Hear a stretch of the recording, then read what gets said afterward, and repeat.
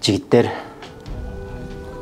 Рамазан айына аз эле саналуу күндөр калды. Эгерде ушул Рамазан айы силерге акыркы Рамазаныңар деп белгилей турган болсо, силер кандай амалдар, кандай иштер жасамаксыңар?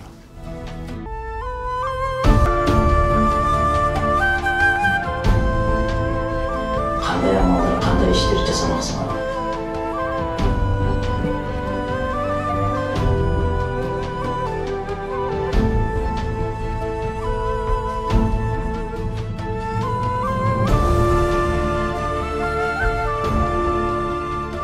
Кандай амалдар, кандай иштер жасамаксыңар? Устаз, эгер бул Рамазан айы менин акыркы Рамазан айы болгондо, мен бул Рамазан айды көбүрөөк садака берүү менен өткөрүүнү чечтим. Устаз, мен көбүрөөк тоба кылып, көбүрөөк намаз окууну чечтим. Мен болсо, күндө эртең менен атамдын, апамдын дуасын алууну чечтим.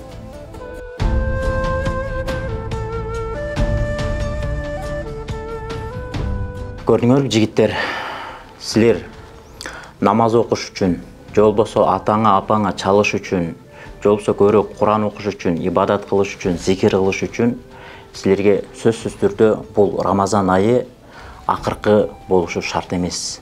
Араб элинде макал бар. Эгерде убакытты сен кеспесең, убакыт сени кесет дейт. Ошондой эле кыргыздарда да сөз бар, убакыт учкан куш дейт.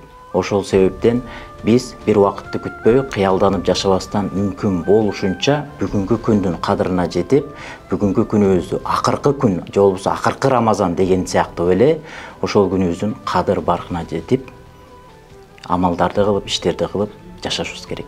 Иншалла.